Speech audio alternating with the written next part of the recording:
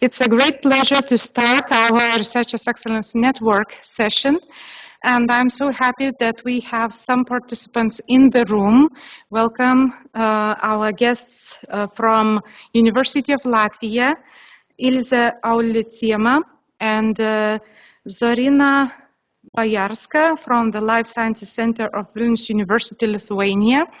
And we are so happy to see you again, because I know that you have participated in this conference not for the first time. So we are very happy that you're here to share your insights. And I'm very happy to see some of our guests, friends, participants online. I see that we have Katerina Latish from the Faculty of Law of Vilnius University and Professor Jung Lee from Chonam National University. So dear Katerina, the floor is yours. Thank you so much for this opportunity to participate. It's a big honor to be with you, and I'm sorry for not being personal with you. Next year, I'm definitely will come. I hope so. And I have an honor to represent here two universities: Vilnius University Faculty of Law and my Ukrainian university, Yaroslav Mudry National Law University. So greetings from both cities, from Vilnius and from Kharkiv. And today I would like to present you my paper about digital technologies and regional development and modern aspects of it. What kind of modern aspects we have now.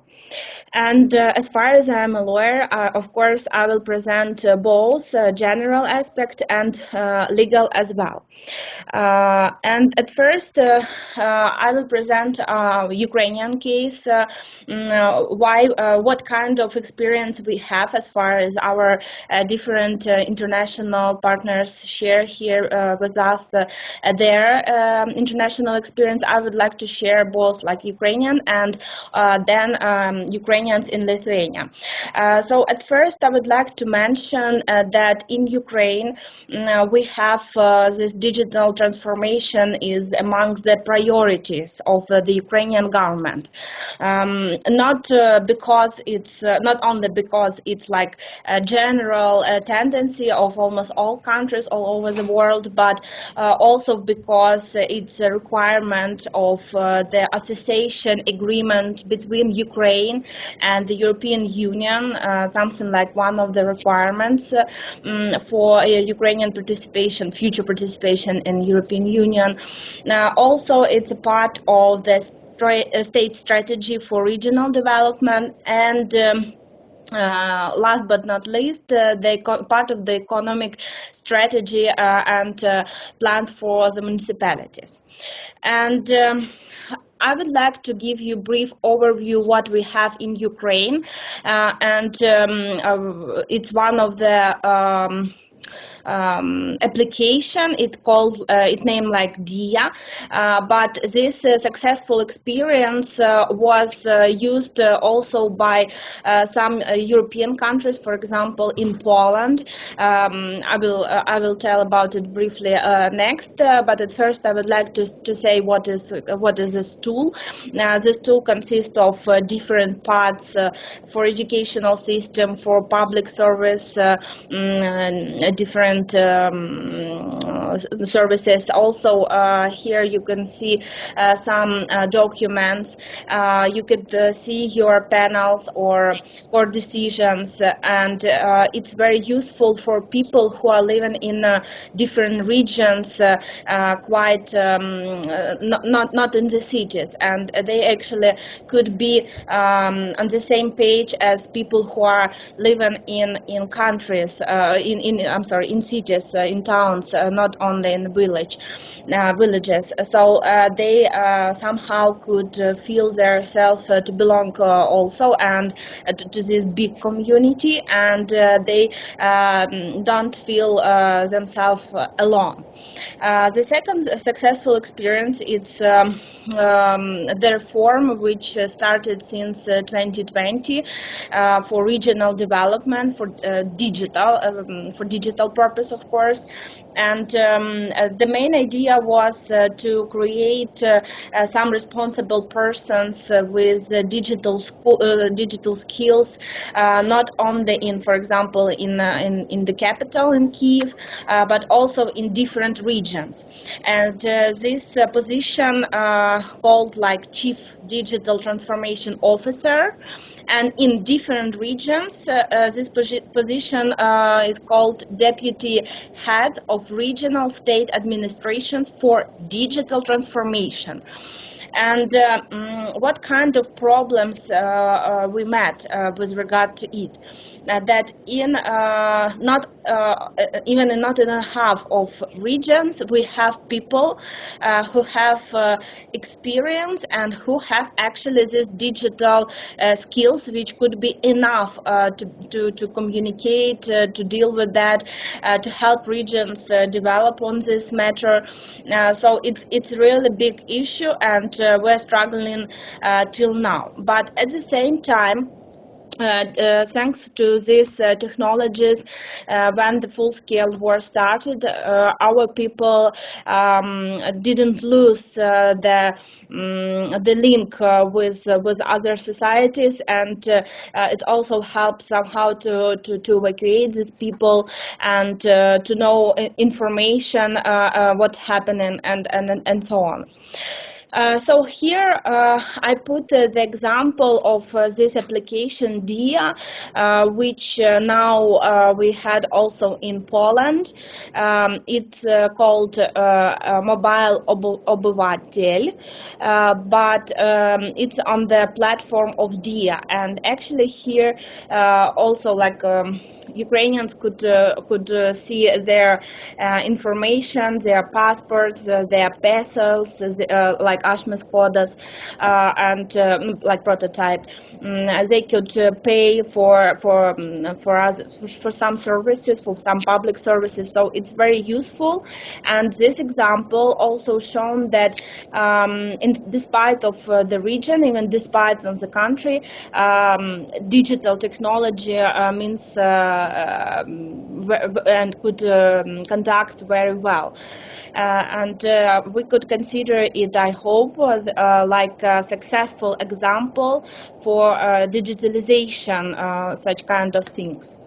And with regards with educational needs, also it's very important for our children, for Ukrainians who are not only like in a different regions, but even in different countries. And also here, digital technologies help us to react on it. And only I think several weeks ago, President of Ukraine, Volodymyr Zelensky, presented this application. It's something like DIA, but different application, and it calls Mria. In English, it's like dream, and here our children, despite of the region, despite of the country even, could develop themselves. So basically each child will have their own portfolio in education, where they will be information about their achievements and plans. They could choose different courses, additional. They could do it online in this app. So basically, they could not just like to play in some games, but also could improve themselves in a way which is quite useful and usable for them. And also, it will contain a library where children could see the different books, modern books, video materials, and other activities, Olympiads, clubs, and so on. So it's very interesting, and it's very important for development from educational perspective for children. And with regard to Ukraine, if, for example, these children are in Ukraine, also their parents, thanks to this application, know if their children is safe during air alerts. For this, one click in the application will be enough after the teacher has taken the children to the shelter. So it's also very important, for example, when parents have, for example, work in the big city and their children studying in, for example, in regions.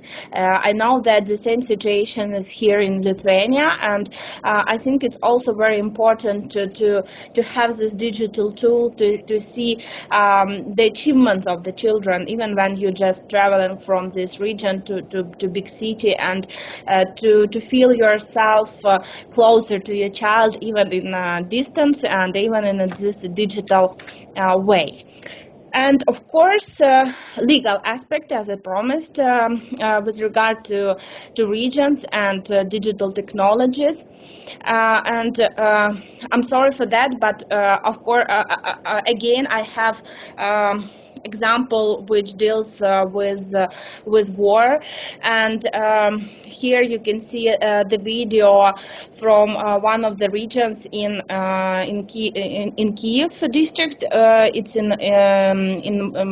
Bucha, and here you can see this video camera which filmed how Russians took our civilian people and cross to them to some bad things. We will not consider it because it's not a topic. But anyway, I mean that all this video ecosystem could be very useful for regions, not only for cities, because we know about this technology about smart city, but also it could be very interesting and very useful for smart regions. And we consider that information technology could be used to protect public order and control traffic safety, protect property, and so on. But at the same time, it could be used, this system,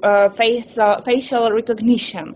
And also we had, also not only in Ukraine, but I know all over the world, we have this successful experience with very good find with the help of the system, very dangerous terrorists. But in accordance to European Union directives, in 5 years they supposed to ban this system because of the privacy, because it breaches some privacy rules. So it's also like very controversial question, what means more, public safety or personal safety. But again, it's legal issue, not with regard to regional development. But anyway, we could use this successful example of smart regions, for example, without this facial recognition. But at the same time, as you see on the video, we could film and collect evidence, for example, of thefts, of different usual crimes, or as we see in Ukrainian case, with international crimes of war crimes. And the last part, which I would like to present you, it's about Ukrainians in Lithuania. I mean Ukrainians refugees. And here on the slide you can see where in different regions where actually Ukrainians are living now, and it's also very important for them to have like access to different services, even if they're living so far from Vilnius, for example, or from other big centers.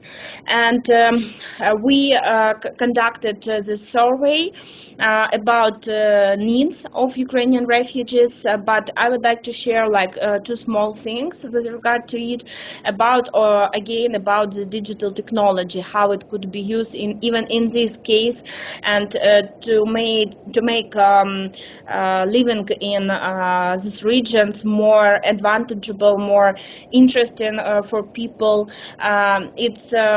It could be used by online participation in different events, and Ukrainians who are living in regions, they mentioned about this online participation in different activities, for example, and the activities of Ukrainian Center, which were established by two first ladies by their patronage, and one of the university in Lithuania, and also they would like to have like professional psychological support, but mostly online, and also with regard to language skills, they would like to learn also online. So we see here that the demand on online technology in all spheres, not only education, but also in other different, and we also consider this successful experience of de-application, and I think that it could be really very useful for regional development.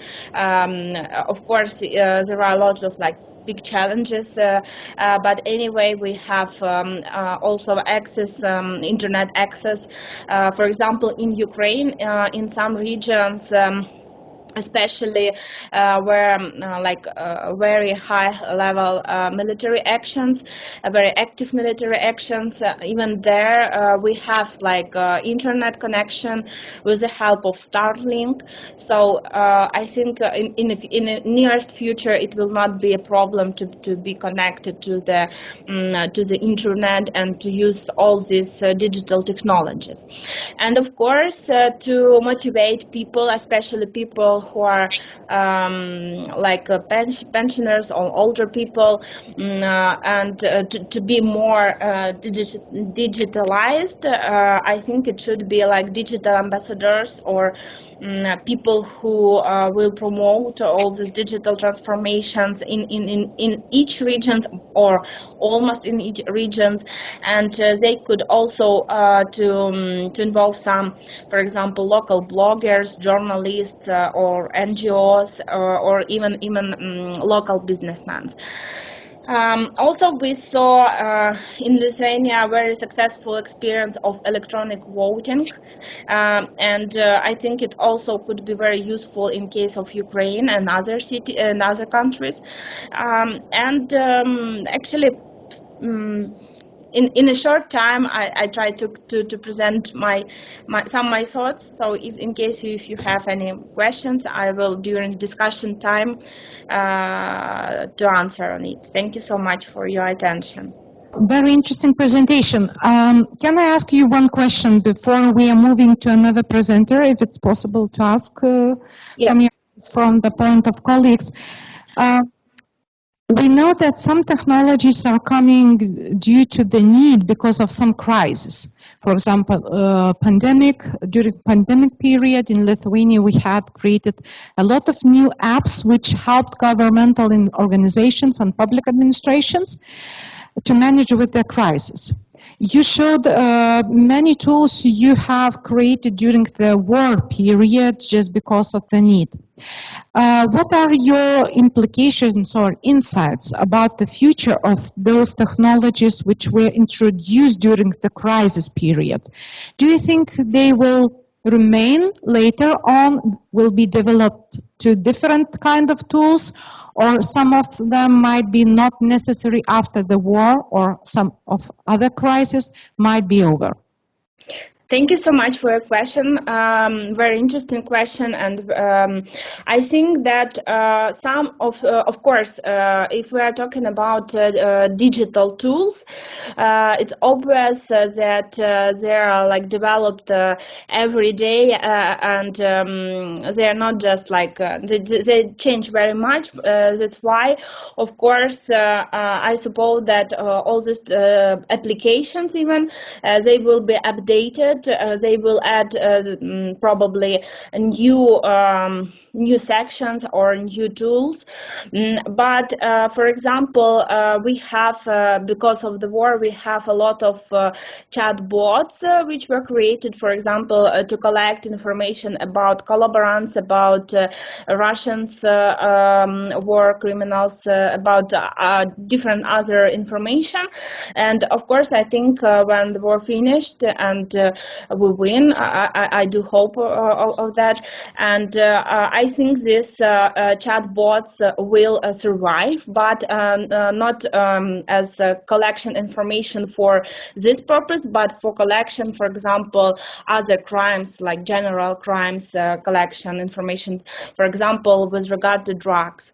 So I think they will change because of this changeability of digital technologies and because of the context, but the framework of it will not change much.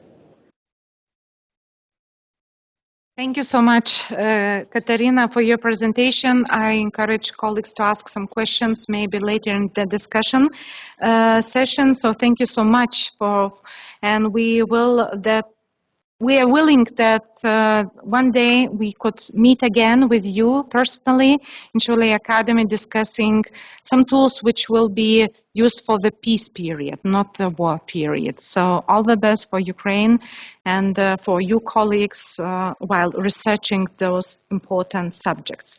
Thank you so much. And now we would like to move on to the Professor Youngcho Lee. The floor is yours. Good afternoon. My name is Young Lee.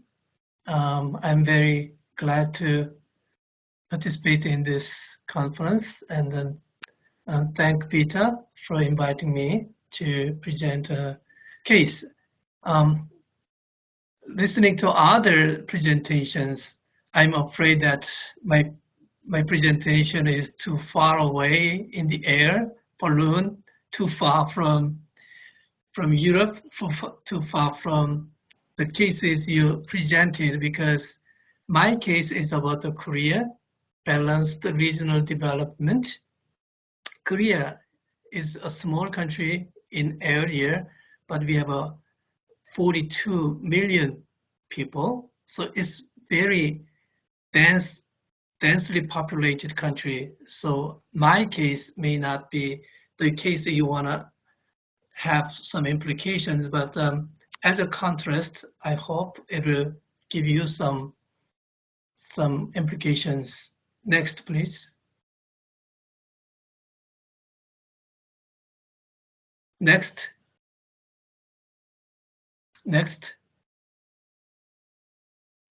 This is the way what I'm going to do. First, I'm going to make a brief preliminary remarks on the distinction between state and society, state and government. When we say state, we usually mean government. So I'm going to make a distinction. And then I'm going to talk about the catching up industrialization in Korea and the consequences for the country, because the industrialization was unbalanced, growth strategy was taken, and then what is to be done. And then finally, I will reflect on the role of government in the 21st century for Korea and for other countries. Next, please. Next. This diagram shows that when we talk about the state, we actually mean the round diagram, but we usually mean by state, the government. The government will have in the diagram A, executive, legislative, judiciary. Usually we talk about the combination of executive and legislative branch when we talk about the government. And the other aspect of the government is if we are talking about central or local governments. This distinction is important for my presentation because we are going to talk about balanced development, meaning that what proportion of the role central or local government should play. And government and society relationships is like that. Government has a link toward the societal actors, sometimes directly, sometimes through political representation, party system. So my discussion is about the role of the central government in Korea's economic development. Next. South Korea is far from Šiauliai, and it's not big country in area, but the population is big. So we have a problem coming from that congestion. I'm going to talk about that one today. Next, please.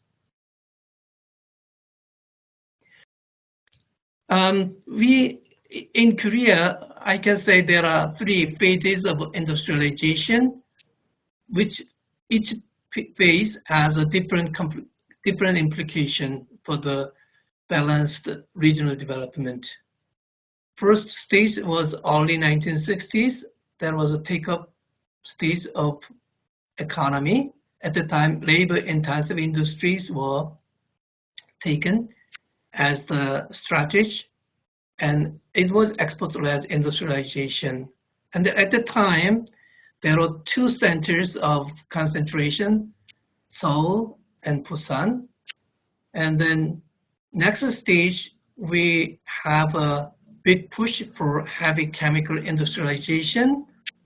So the coastal cities were taken for steel company, shipbuilding, oil refinery. So second stage was conducive to dispersion of industrial complexes, but it was just a mere creation of industrial cities. That industrial cities is not enough to work as a hub of regional development.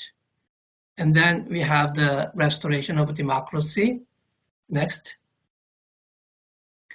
So this picture shows that the 1960s Seoul and Busan was center of the industrialization.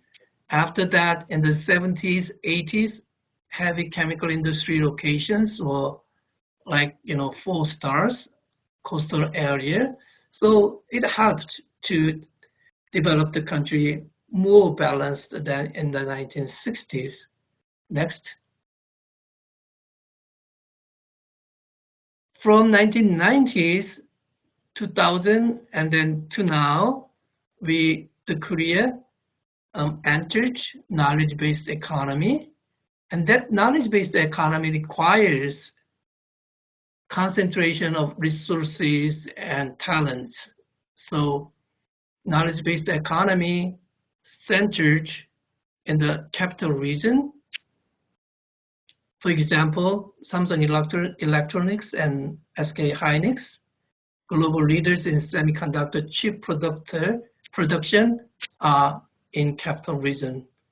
So we have seen rapid concentration of people and resources in capital area from 2000, and that became a political and social problem. Next, please. This one shows that there are 2 Seoul area down there, Busan area, and then we can see at the top, Seoul area, around Seoul area, there are growing concentration of industries. Next, please. This shows that how capital area grew in contrast to non-capital area. In 1960, capital area accounted for 20% of population. 2015, it became 50% of the whole population. So the population grows like 5 times in capital area. Non-capital area from 79% in 1960, now 49.8% in 2015. That means there will be a lot of trouble for the balanced economy in Korea. Next, please. This is another indicator comparing central and local government budgets. The central government budget accounted for 21%, the 52%. So in budget-wise, it's not big,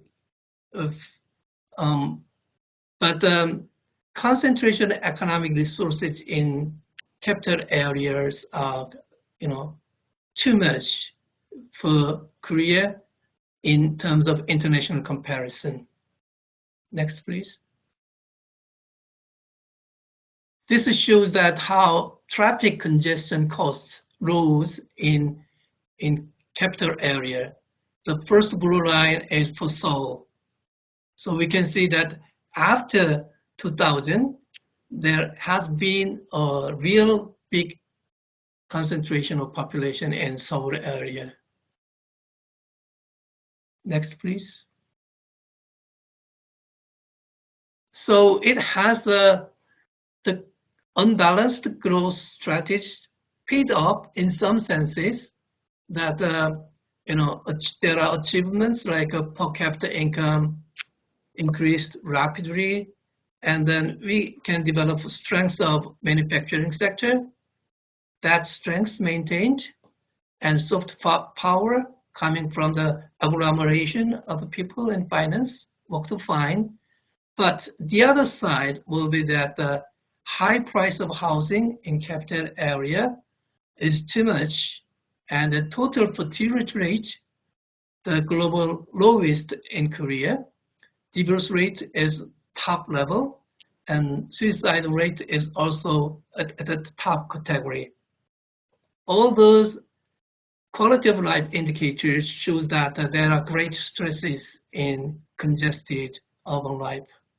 Next, please. So government in the 1960s, 70s did not care much about the regional balance. But after 2000, the regional balance became a political issue and tried to lessen the stresses, the balance, but the policy did not work. And then there are some obstacles. I can say lack of awareness of urgent regional imbalance.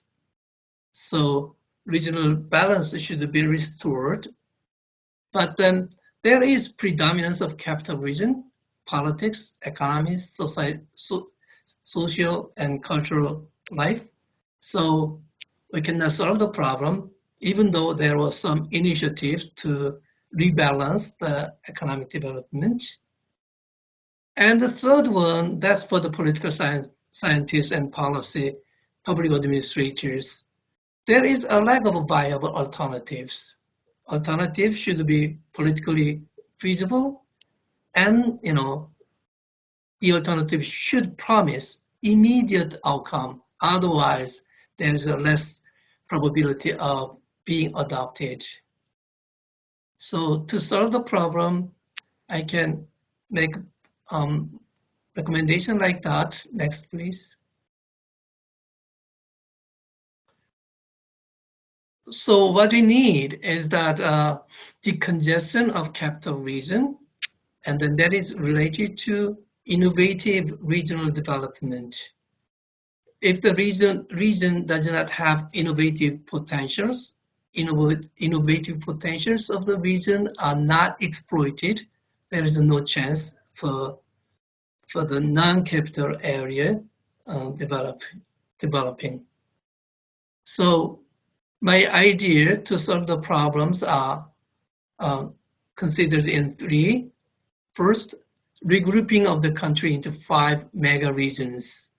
We have now 17 administrative regions, and then that's too small. We need to have at least 7 million people or above in population size, because that is the size that innovation can be easily take place.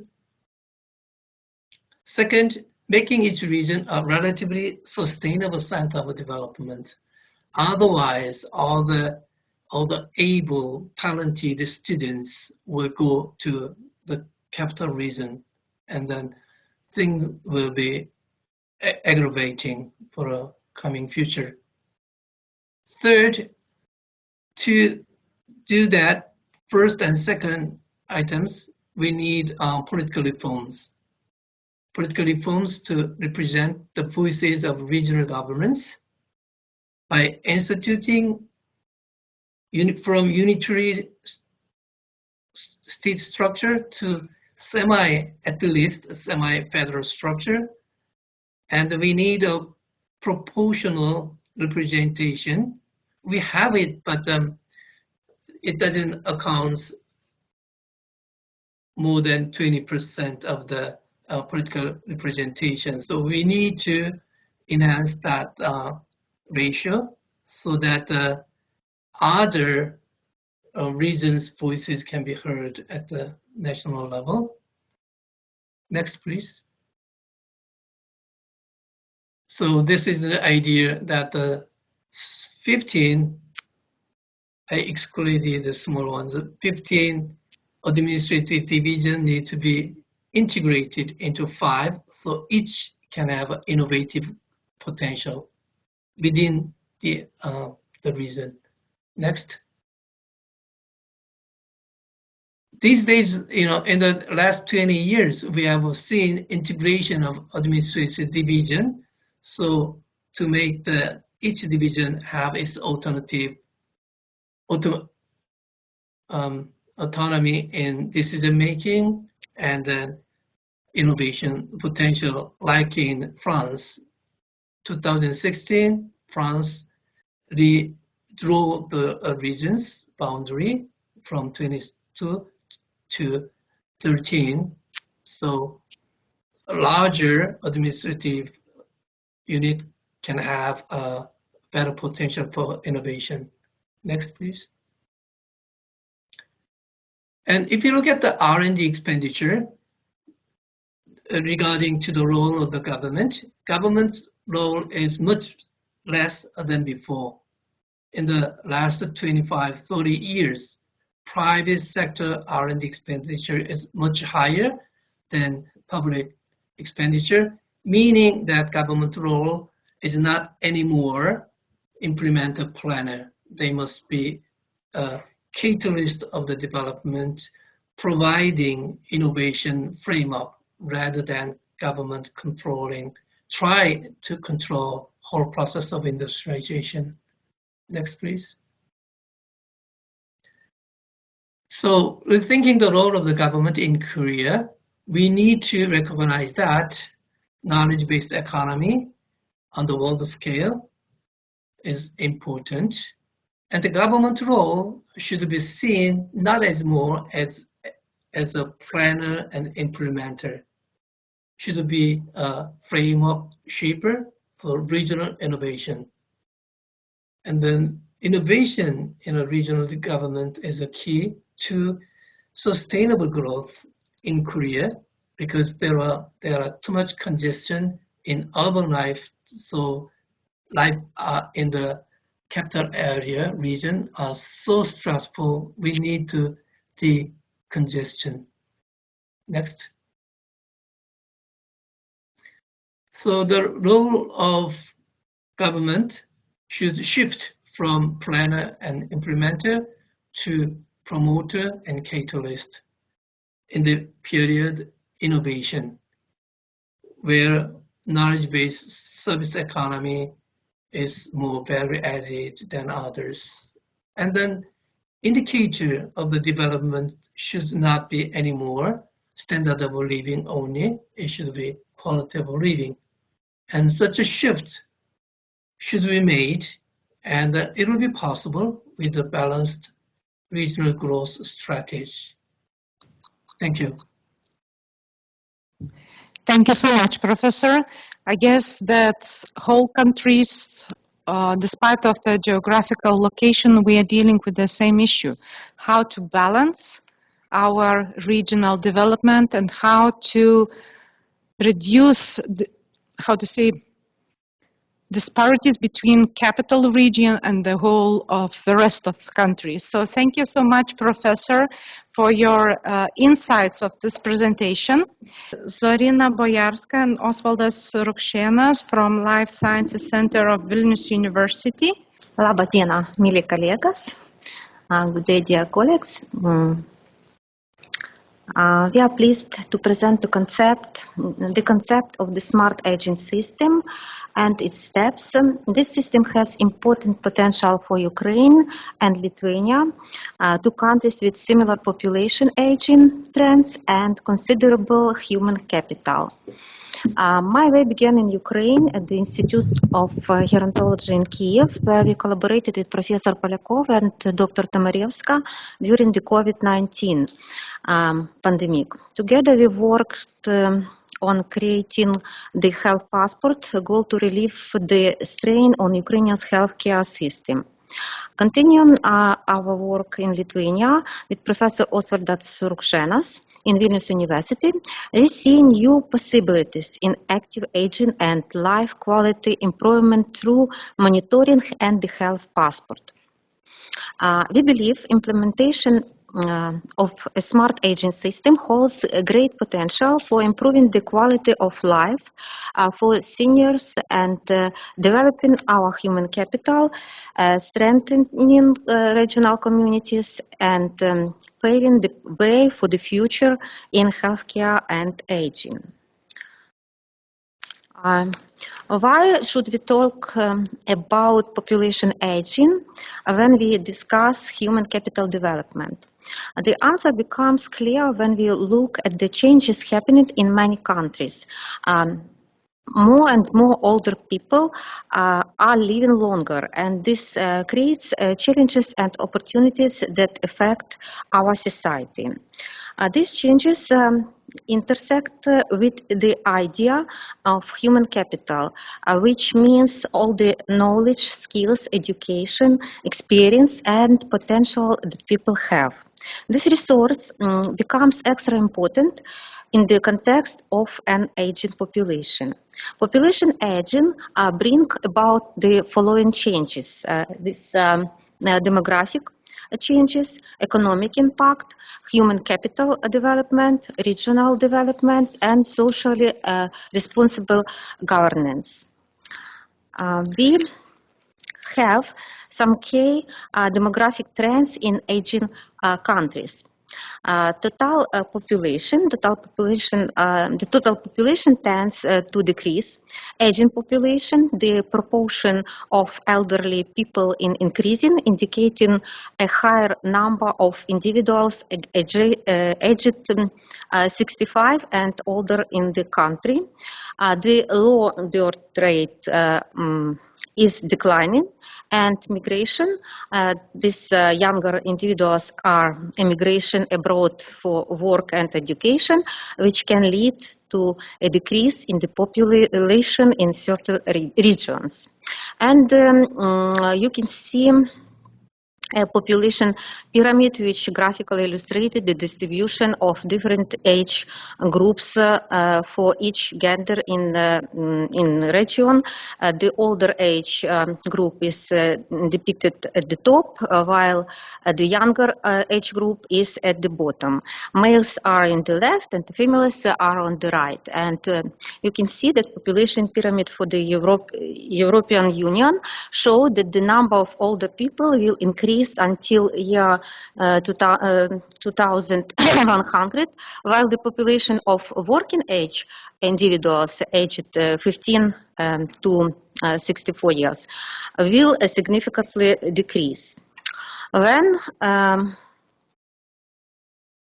discussing the aging population, it's crucial to consider the proportion of work age individuals as it significantly impacts country economy. To assess this, we use an informative indicator known as the old age dependency ratio. This ratio calculates the number of individuals aged 65 and over who are typically economically inactive per 100 average working age individuals aged 15 to 64. In recent years, we have seen a continuous increase in the old age dependency ratio. This applies to both the European Union and Lithuania.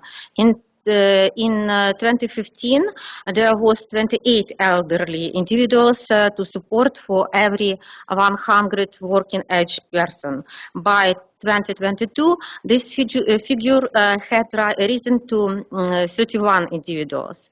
And the Ukraine situation is somewhat more complex due to the ongoing war. According to the Ukrainian statistics, for this year, about 20% in Ukrainian's population before war started, it's more than 8 million Ukrainian citizens now reside abroad, and among these refugees, 60% are individuals of working age. It's of course very strong and critical situation.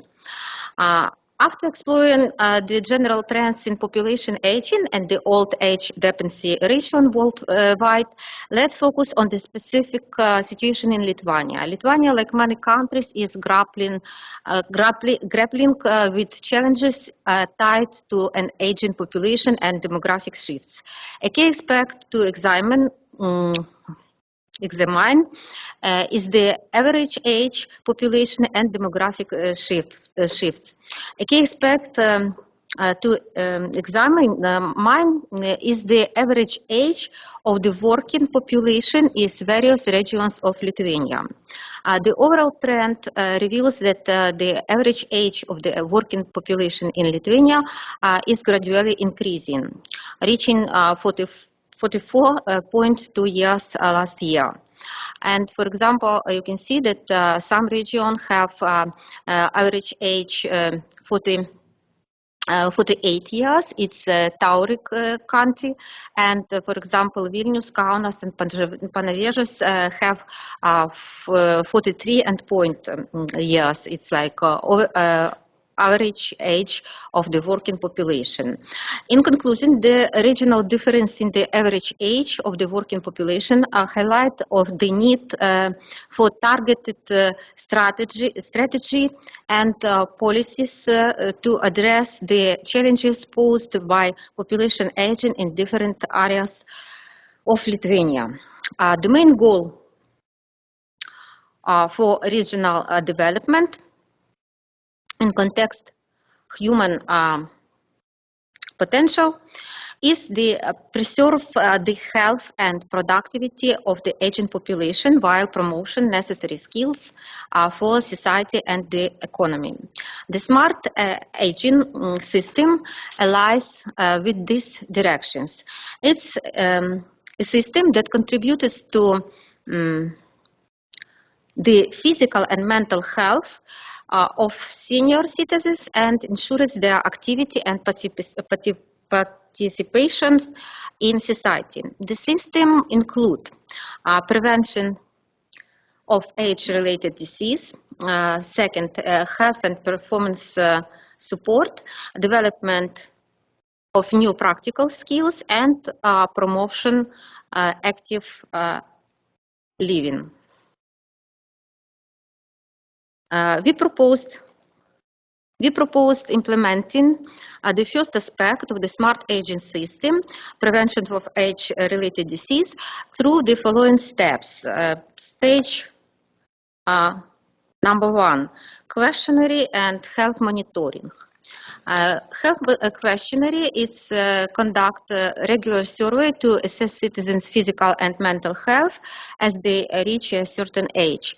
This may involve asking questions about their overall health, chronic illnesses, diet, and physical activity levels. Work monitoring, business and employer can collaborate to monitor the physical and psychological well-being of older employers. This could include regular medical checkups and psychological counseling. And stage number 2 at healthy lifestyle recommendation.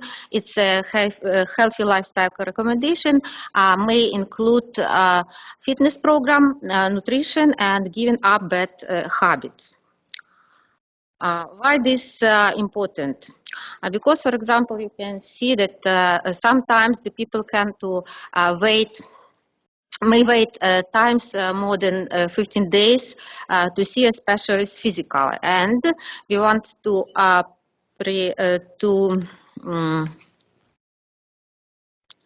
like to introduce you to the online health monitoring method called the Health Passport. The Health Passport is a vital tool for detecting health changes and facilitation assess the medical service. Early diagnosis allow us to address the issue before they escalate, minimizing the requirement for extended and high-risk waiting periods for medical attention and optimization healthcare resource utilization. In 2020 years, scientists Professor Polyakova and Tamarievska introduced the Human Health Passport, and this passport integrates scientific innovation from the Institute of Gerontology Ukraine and guidance from the World Health Organization. It has been tailored for Ukrainian, Lithuania and English-speaking population. This testing helps individuals monitor their health and work capacity, address imbalance through prevention measures, keep and successfully use their creative potential, and assist to overall health and longevity. We can see the Lithuanian version of the Human Health Passport was adapted and translated by Professor Osvaldas Rukšėnas and Dr. Zarina Bojarska in 2022 in Vilnius University, Department of Neurobiology and Biophysics. This version is free and can be easy used by individuals and businesses, industrial organizations, educational universities, sport clubs, and nursing homes. The Lithuanian version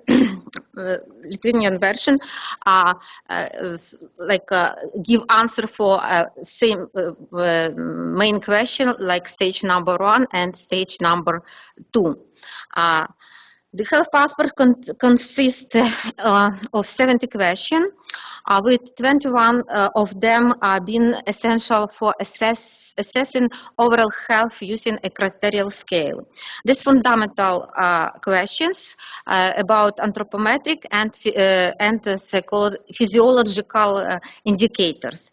The passport including some trap questions to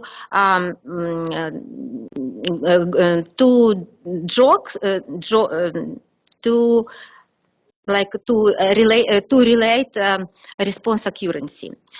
The question sequences mirrors in-person assessments of health, work capacity, cognitive abilities, and performance.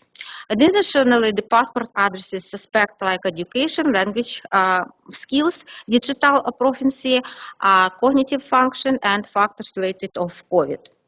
The passport have special functional scales.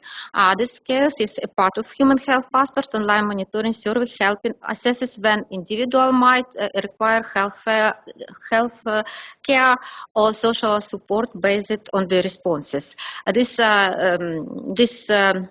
scores indicated you can see that, for example, 20-21 points you are in good health, and 6 points and below you may need medical and social assistance as well help with mobility. And using the Health Passport can save time for family doctors. For example, doctors usually spend about 30 minutes per consultation, but using the Health Passport, individuals can monitor their health more effectively. Those scoring about above 17 may not need to visit the doctor as frequently, while individuals scoring below 6 may benefit from working with social workers. And now our team is developing specialized modules to detect early signs of cognitive impairment, depression, and anxiety. It's important now because we understand situation in Ukraine and, of course, the situation in Lithuania too. And you can very easy to use, for example, this QR code and open this passport and can use for yourself. And the third direction of the smart agent system is the development of new practical skills.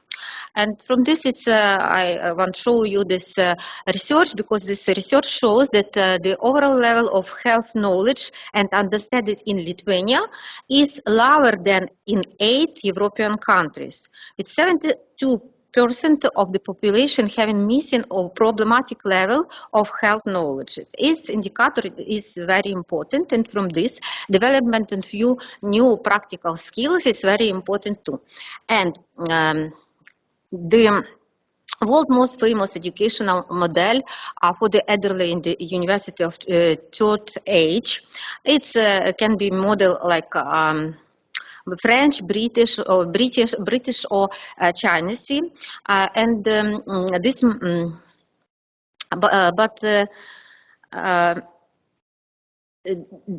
it's model like difference in the form of organization of the educational process and source of funding.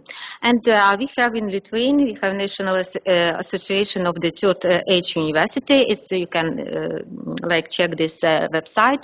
It's very big and interesting structure. And for example, in Ukraine, we have same like National University, Third Age University, and our university working in the many city, and they organize now, for example, during war, but we can see this like post about international festival and sport and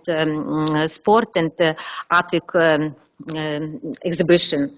It's very important, but now it's important. From this, we can we recommended the following collaboration with first with this university, because it's mean university for older people. Its collaboration can to be like educational partnership. It's for example, some educational institutes can provide access to libraries, laboratories, and other research for this university, of third age. And for example, next, it can be expert knowledge. For example, these faculty members and lecturers from educational institutes can serve as a guest lectures for students university sort of age. Next, it's support for organizational aspect. It's can to be educational institution can assist in organization and coordination educational program. And for example, it's very will be interesting.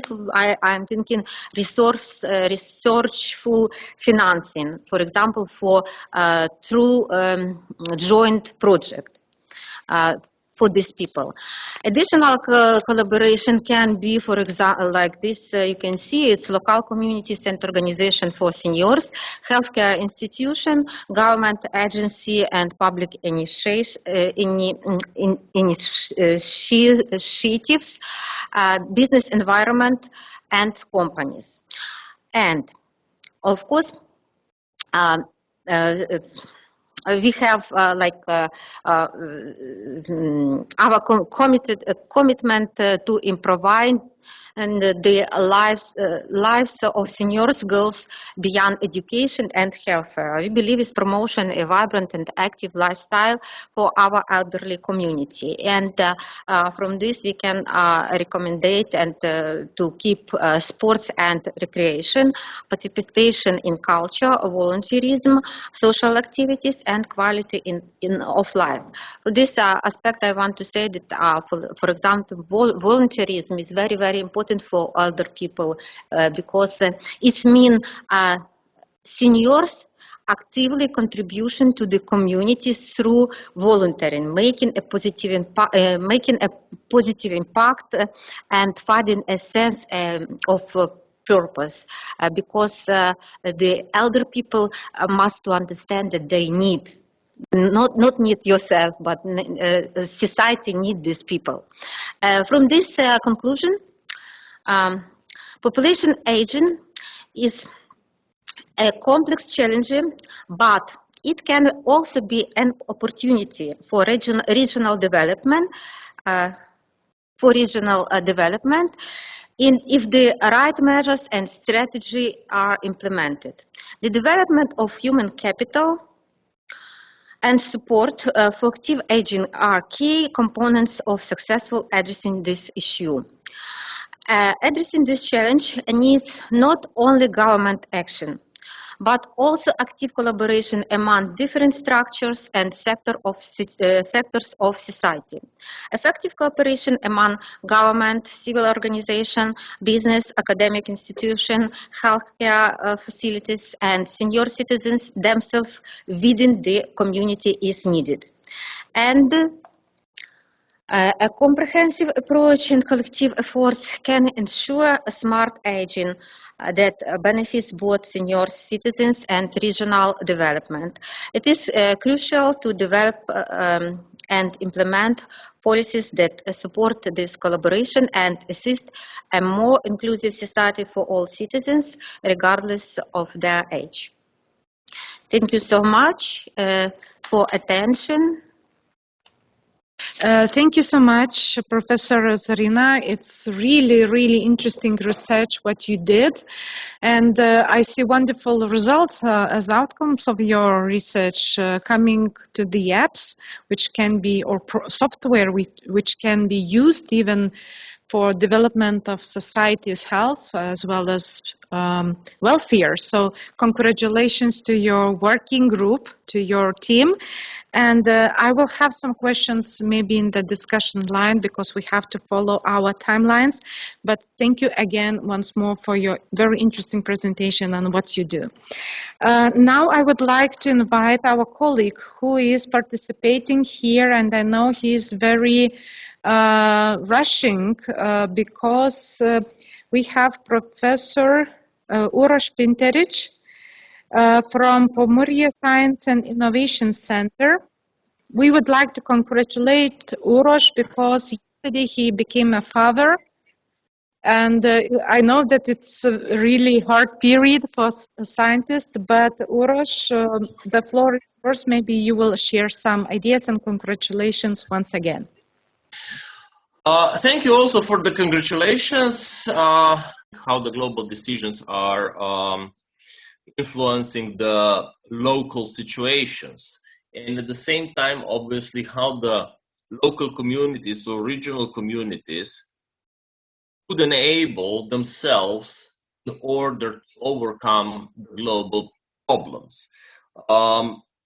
We saw one of the elements when the governments across the Europe and even globally, maybe in some cases even more in some other countries than around Europe, they try to overcome the problem with strong localization of the people.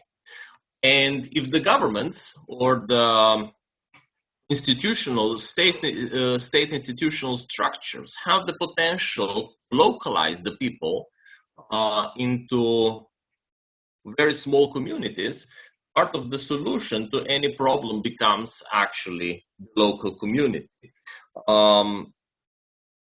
The case that I'm referring to is connected with the recent COVID-19 situation when states close the borders, and this is, like the first level, and then states close the regional borders in many cases, and then state close the local municipal borders in many cases. And they said that you are the community which should function together. Unfortunately, when we are trying to overcome the bigger pictures, the states And the suprastate structures, such as the European Union, are often refusing the potential of this local community, and they say that local communities should follow national or even supranational rules, which are often destroying the development potential, or if you want, resilience potential of the local communities. How is this possible? For a very simple reason, because we are living in this perspective in two parallel worlds. One world is the one which prefers global thinking, where you have world spread supply chains, where you have the specialized production, which is spread across the world and only at a certain point becomes the final product in one locality or another. And on the other hand, in many cases, the solution for this would be actually returning back for at least a few decades, if not more. Communities, if they want to have this resilience potential, should move from specialization, if you want, into much more general approach, shorten the supply chains, and use the potentials that they have within the locality or within the regional environment. This is, I understand, very heretic idea in a way, but what was seen on the case of Slovenia during the COVID-19 pandemics was actually that local communities which had the potential to develop themselves in very basic economic principles survived the pandemics much easier on the psychological level, because the resilience potential of those communities was much higher. I'm sure that similar patterns would be visible also in other countries where the state decided to reduce the movability of the people. If the people were reduced in their movability on the space which allowed them to perform all the basic, social life functions, they were in many cases surviving much better. Just speaking from the perspective of my home municipality, the mortality rate was one of the lowest within the national level, even if everybody else was, meeting people, living pretty much normal within the limitations as we were given, because we were able to enjoy the fresh air and so on. In the cities, obviously, there is a higher concentration of the people on one hand, which includes also then higher mortality in this extreme event, but also the psychological traumas became much bigger because the people were trapped into the urban situations and were actually unused to, let's say, semi-rural or rural lifestyle, which increased the resilience of such municipalities during the pandemics. This case would suggest actually that if we want to establish resilient regions, or if we want to establish resilient localities, not only that we should change or adjust the structural forms in order to think on the level of shorter supply chains and so on, but most likely we should reintroduce the promotion of resilient lifestyle. Promotion of resilient lifestyle is one which it's very much local. It will have the global effects, because we will not have the tomatoes in January. We will not have apples in February or whatever, yeah? But at the same time, we will have much higher understanding and potential to overcome the situations which are happening locally, and we will be much less affected them on these very basic principles. On the level of how we understand the modern society, obviously, this is something unimaginable. But again, on the case of Slovenia, we were able to see that people returned back into the basic lifestyle mode during the pandemics, and those communities where this was easier to do survived better. And at the same time, when the pandemics was over, people returned back to, let's say, more urban lifestyle, reassumed the life that we know until 2020. And in this manner, we were able to overcome the things that happen. The problem which arises with this is if we are not living in the time which requires constant resilience mode, and what constant resilient mode of lifestyle, which is in many cases much less advanced, to say so, or it's much less consumerist oriented. How this influences the national economy, how this influences then the global economy, and if this actual resilient lifestyle doesn't create new economic crisis at the end of the day, because people would return to pretty much semi-agriculture mode of life, and this would destroy the consumerist economy in many ways. The element which I excluded from this aspect is obviously the climate change, which also directs the ways of development of our resilience. Because I was talking just about, extraordinary situations that happen, but climate change being extraordinary, it's something which is not event, but is the process. And in this way, obviously, even the idea of returning back to self-sufficient lifestyle as mode of resilience would have to take into the account also the climate changes regarding the potential to overcome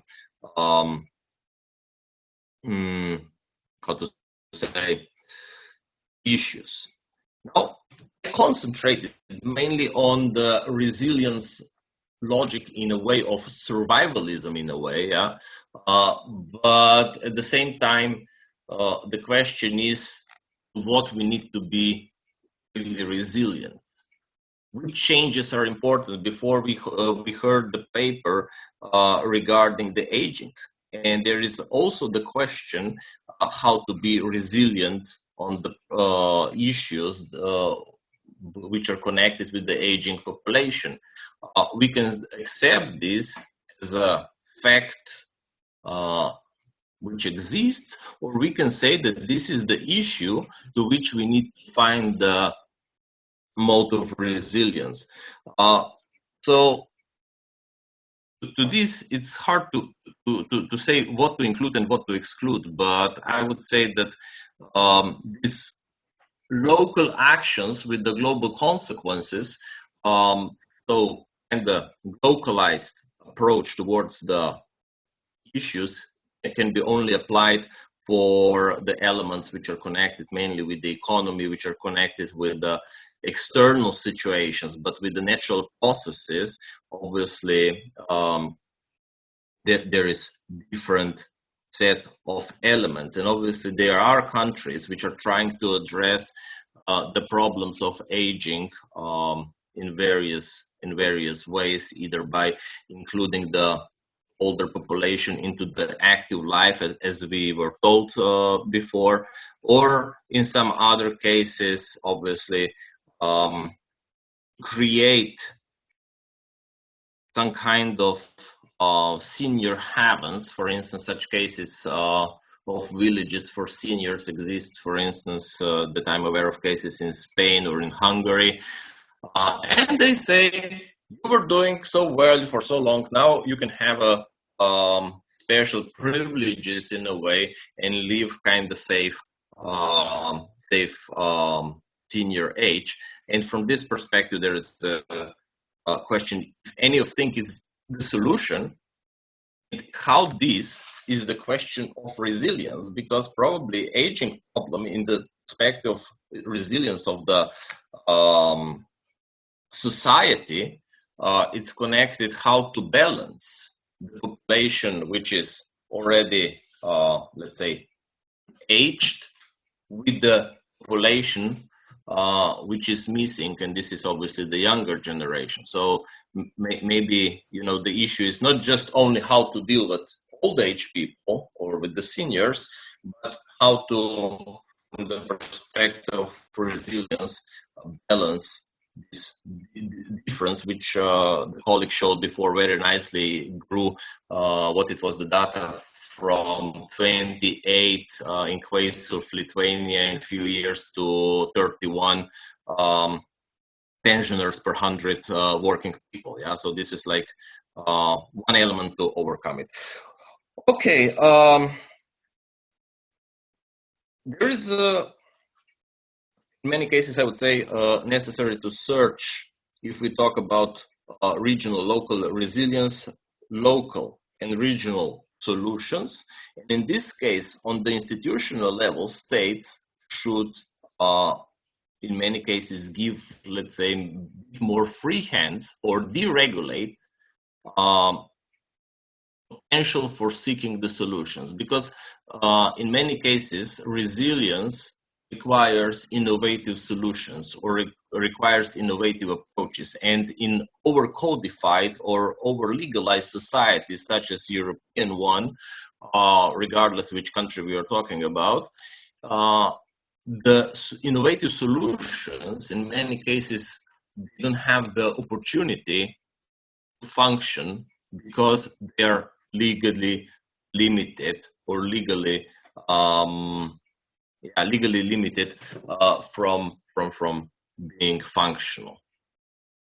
Because always there will be somebody who will say, oh no, it's forbidden by this law, or this is illegal part, or this is not legally defined if we can do it this way, so we will not do anything. Resilience requires innovativeness.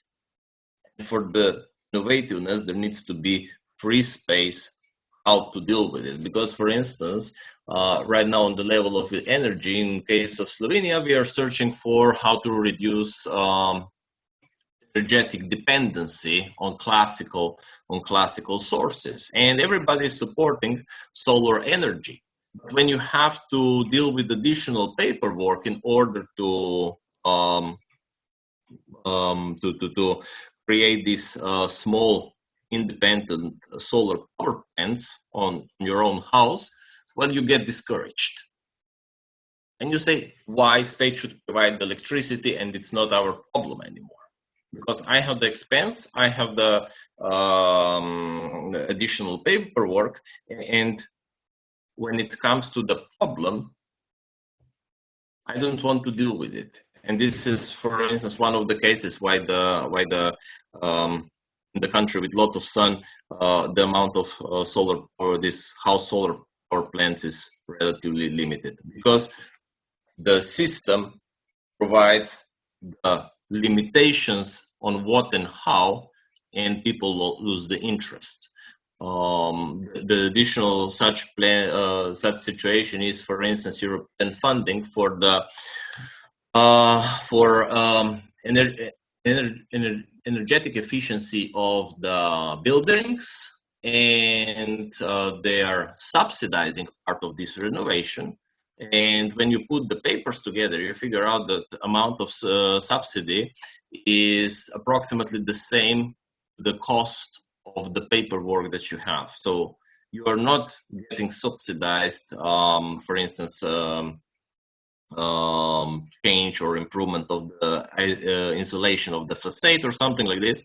You just get subsidy for the paperwork that you will have.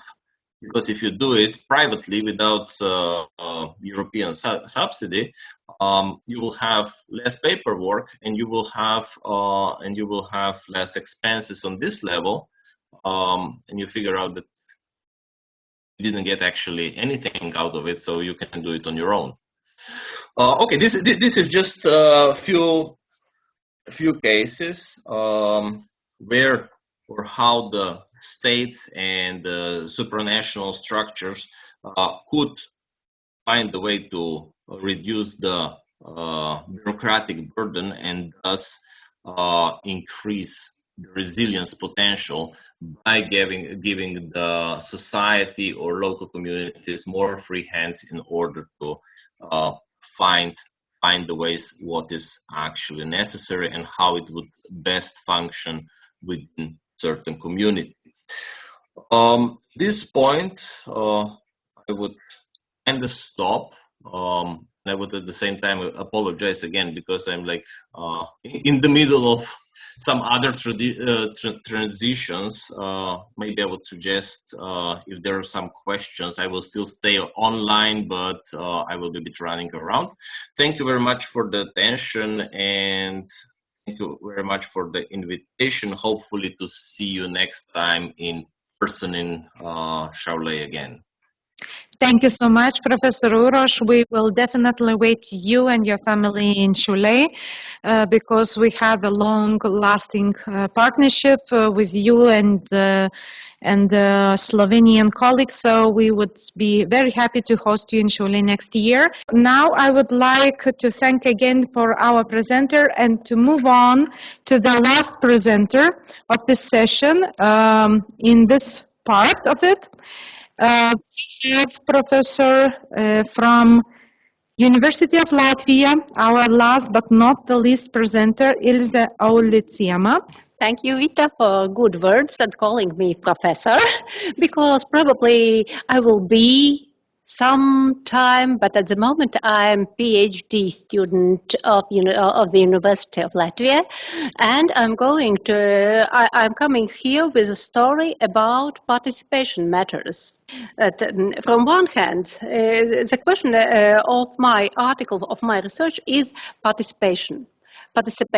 And from one hand, the member states of the European Union pays a lot of attention to participation matters. It's stated in all highest level documents. There's no doubt that public involvement in decision making is supported by international organizations, national associations, all states, all levels of government. But it's consultatively supported by OECD, guidelines for citizenship, participation process, and so on and so on. We can find many examples and many normative acts where participation is requested. But in the same time, what happens? Citizens' trust to the government is low and became lower and lower. According to OECD data, in year 2002, less than 50% citizens in 12 European Union countries are going down in this measurement, and especially Slovakia, Greece, and Latvia. We have only even less than 30% of the citizens who trust the government. And here the problem is, the question is why it is so. What happened? And actually, when we are looking to the literature, the problem isn't new at all, because already in 1999 in America, they found as well that Americans had grown increasingly unhappy with government, at the same time that government has grown even more open to their influence. And there we can find a big amount of data. We can look why people are not willing to participate, why they are not. And actually, I didn't found any set of data which allows to explain this phenomena. And probably the next step of the study is to go a level higher and try to understand why probably there is a systematic problem. There is a systematic problem because, as we say in Latvia, we don't see a forest beyond the trees. So, and if we are going to look to this problem from systems theory approach, this. In case of participation, system is quite simple. The system consists, actually, if we are going to systems theory, we need borders of the system, we need elements and connections between elements. That's all. And if we are looking for such perspective, we can see this participation method is quite simple. We have government, we have citizens, and civic society. Okay, we know where government is standing, we know where citizens are, but now we have an have a question: what civil society is? Okay, next step for the methodology is let's go. What is civil society? And we can find big amount of definitions, but actually they all are about the same. They are very general and about the same. It's almost everything what's between family and state. And only the difference between several sources is business included or business is not included. And that's the biggest difference in it. And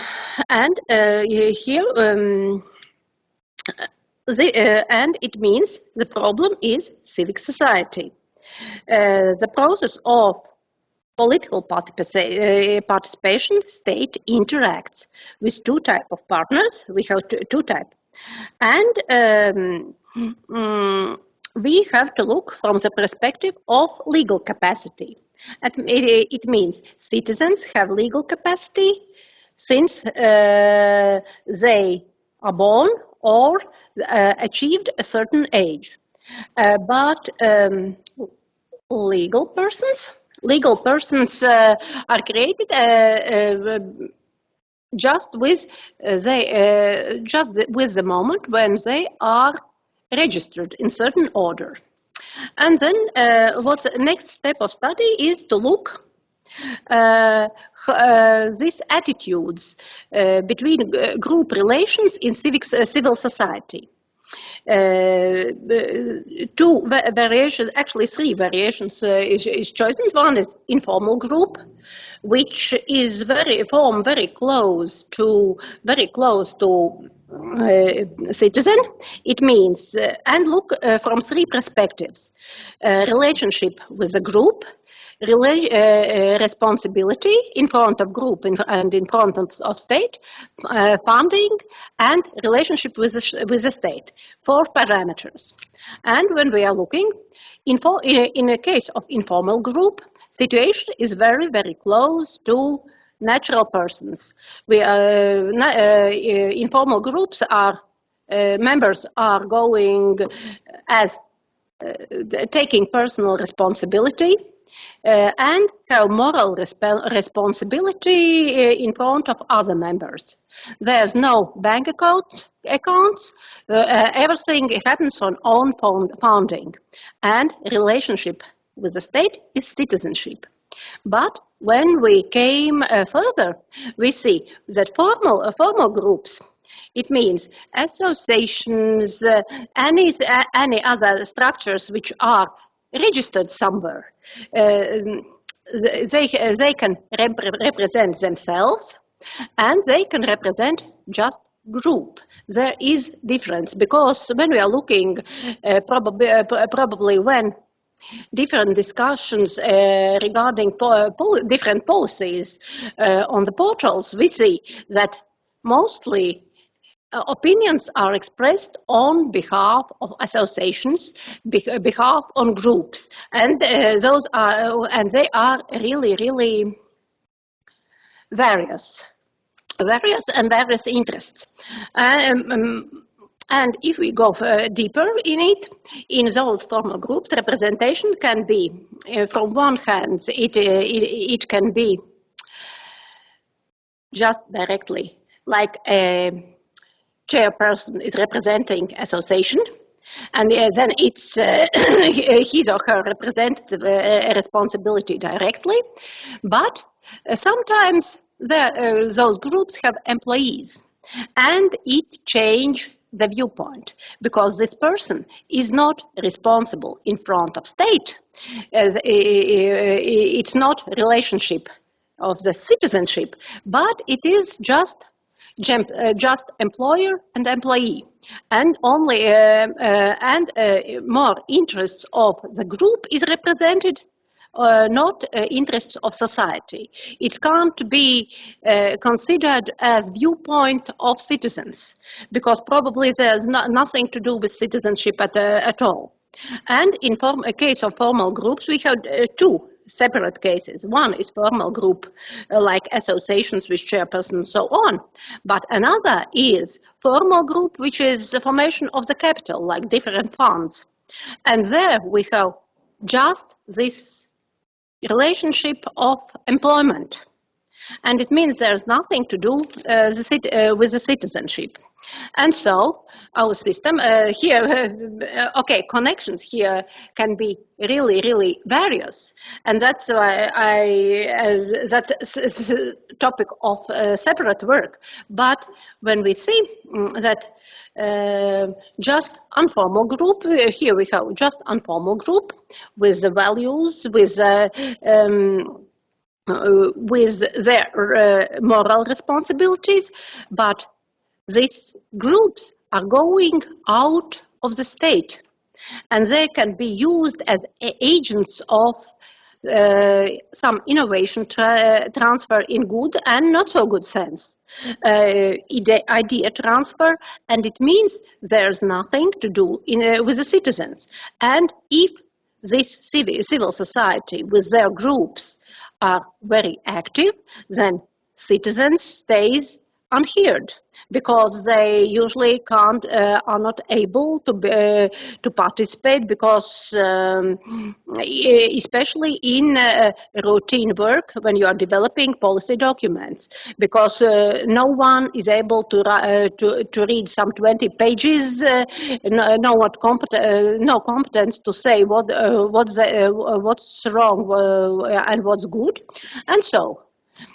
Here, if we are going further to comparison, that citizens have legal capacity but limited resources, that's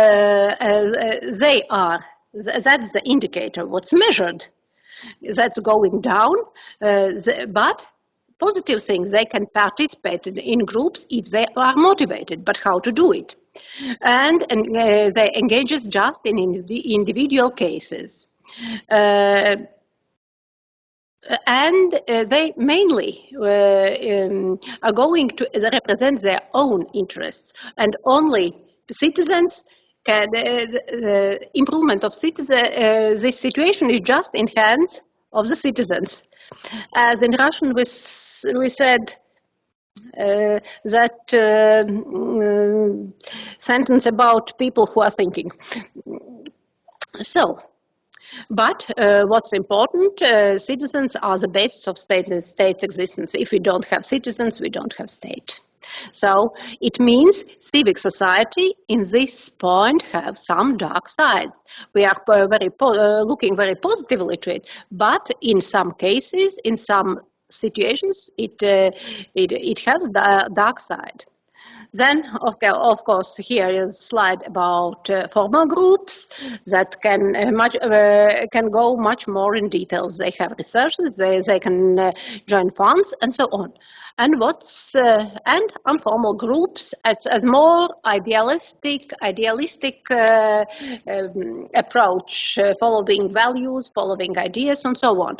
But there's one problem from informal groups: they are not able to support themselves for a long time. Just if the idea goes,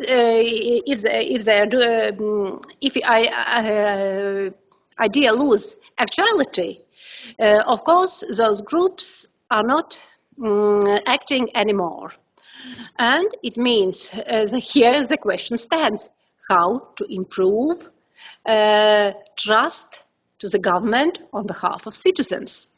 And actually my article isn't finished yet, but only answer what I have in mind is to increase direct democracy tools, use more consultancy democracy tools, like and don't request opinion about law big documents. Just ask yes or no, and it means yes or no, and make more consultancies, because as we know from our research, it's really difficult to find somebody who wants to participate in focus groups. If we are making surveys, it's really hard to attract people to participate. And again, is it online, offline, any modes? But the problem is to get true opinion from the citizen. And here is two consequences. One is, if groups are active, theory knows this spiral of silence. If something is very loud, people are afraid to talk at all. And it means the gap between state and citizens became bigger and bigger.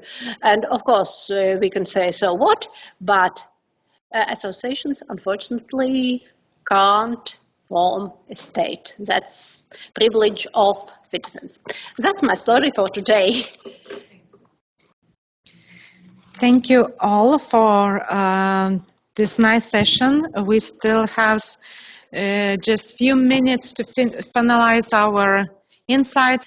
Just one question, Professor. Yes. You mentioned about those differences between capital and regions, and I guess that we have very similar problems in majority of countries when capitals grows so dramatically and regions are lagging behind. Professor, do you have any idea about the future? Is it possible to reach equality between the capital region and the rest of regions or not? What is your opinion?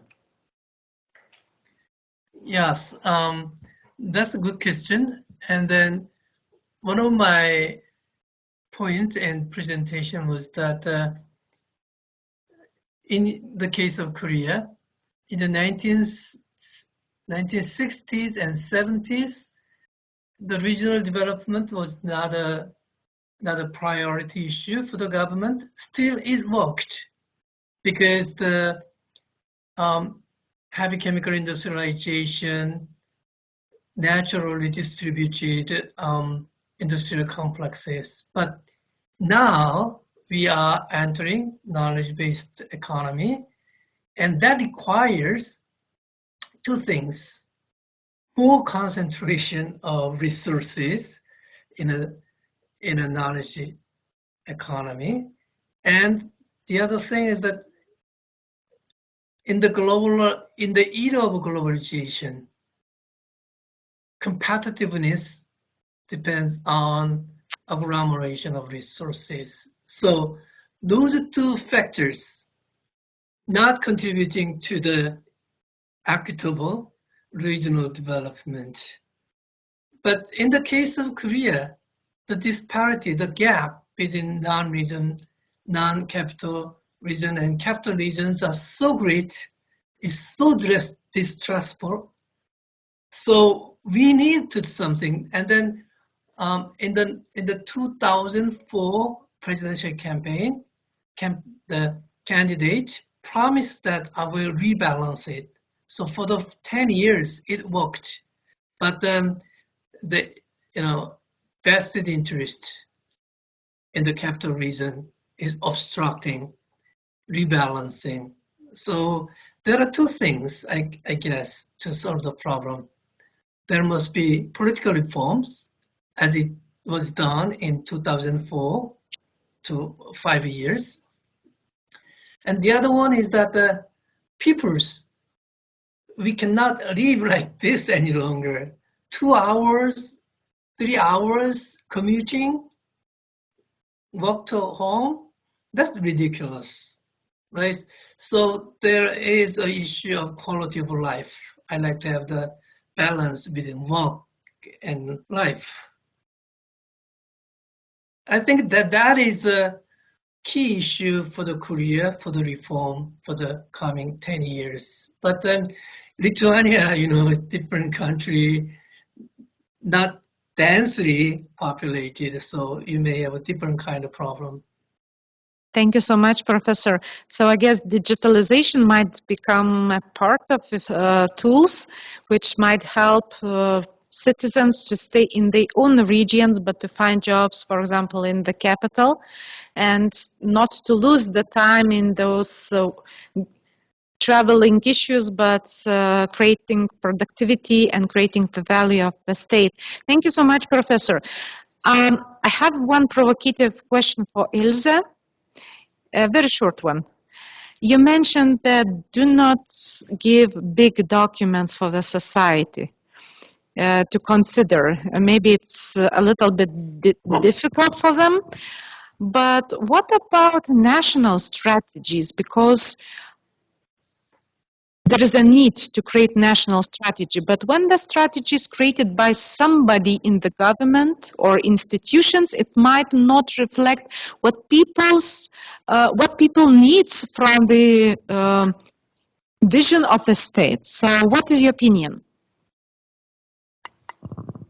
Actually, probably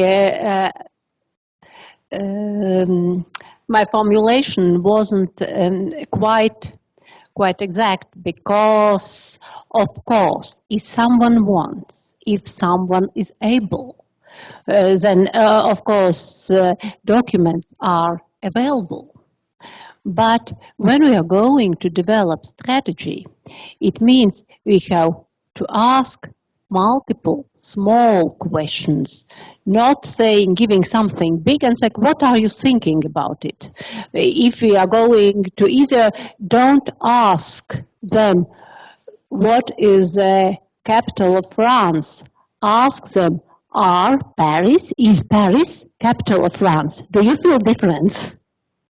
Give them choices, this, that, and then probably you will get an answer which gives you something more, because if you don't have time to think, you need options. You need options, then you can combine options and probably give something new and something better and participate in such a way. Of course, it takes much work in governmental side, in consultancy side, and so on, but we need to be more simple. Otherwise, participation will become really challenging. Thank you so much, Elisa. Thank you so much. And I would like to ask maybe Katerina and Zorina, you mentioned about some technological decisions, how to contribute to the society. My question is, we still have some gaps between generations. Some of our younger generation are so fast in technologies, while older generation is still struggling with even smartphones. So my question is, do you think that we should look for mixed tools, for example, possibilities to get the same service digitally and not digitally, to plan online and offline, or we still have to move the whole population, we should move to technologies. So maybe first of all I ask Katerina, but maybe Zorina, you could provide some your thoughts as well. Okay. Thank you so much for this interesting question. I think that, of course, for now, I think even for 5 years, maybe even 10, we should save like both options to have it online and limited also like offline when people could just came physically and to make some services or to have some services. It's the first answer to your question. The second one, how we could do it more popular. I know about quite good examples when some elder people who have this digital technology skills, they could definitely teach their like friends who are at the same page, who are like the same age, and so on. And also there can be like bloggers. We also know about different examples in some countries who are in a very respective age, but they are very good on digital technologies and they promote it also via social media, of course, and then they could also motivate people from regions. And as I mentioned in my presentation, also it could be some local leaders in each region who could also like to promote and help people to digitalize their skills on his or her example. Yeah. So much, Katerina. And what about health issues? So, Zorina, maybe you have some ideas. Yes, I want to say that, for example, the health passport was created 3 years ago in Ukraine, and of course we had like experience about using this passport for different age.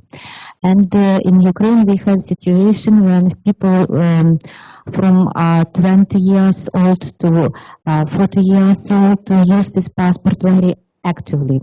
But of course, people aging, older age don't use, because if we come back for a smart aging system, that we need to the second step.